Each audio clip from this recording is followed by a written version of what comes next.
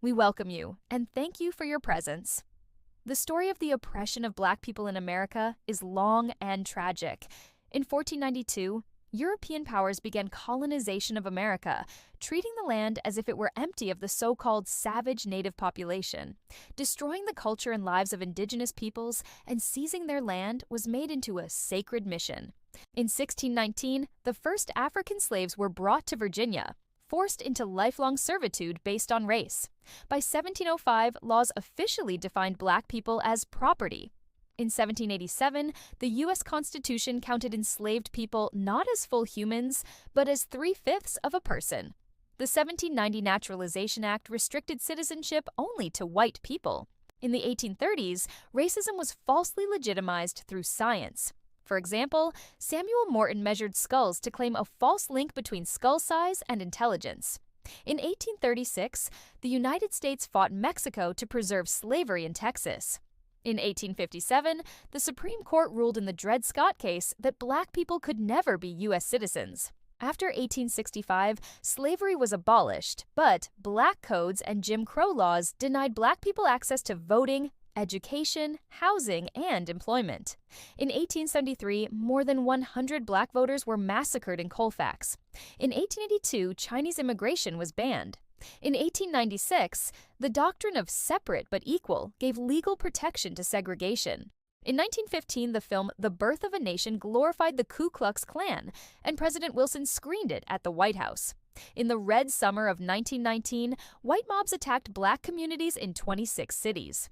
In 1921, Tulsa's Black Wall Street was destroyed, and hundreds of Black residents were killed.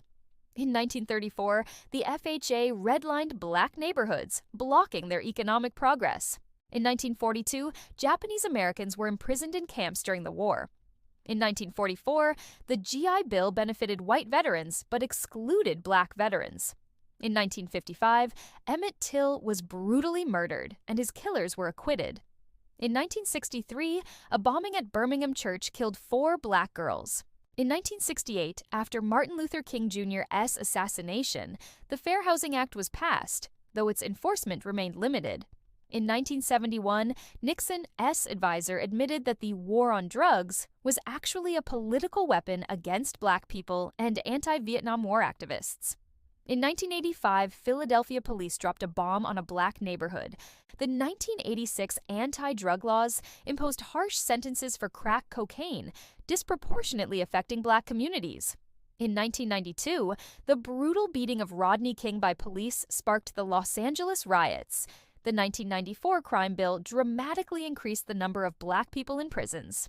In 2008, after Obama's election, the racist birther conspiracy emerged, claiming he was not a U.S. citizen. In 2013, the Supreme Court weakened the Voting Rights Act, affecting Black voters. In 2014, the killing of Michael Brown led to the Ferguson protests.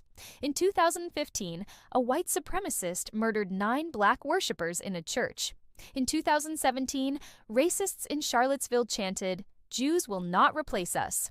In 2020, the murder of George Floyd sparked nationwide protests, while the FBI warned of white supremacists infiltrating the police. In 2021, several states banned critical race theory to erase racial history from education. In 2022, a white supremacist attack at a Buffalo supermarket killed 10 Black people. In 2023, Alabama reduced Black voter representation despite a court ruling. All these examples prove that white supremacy is not a thing of the past. It is still present today in policy, education, law, housing, and policing. The methods have changed, but the goal has not.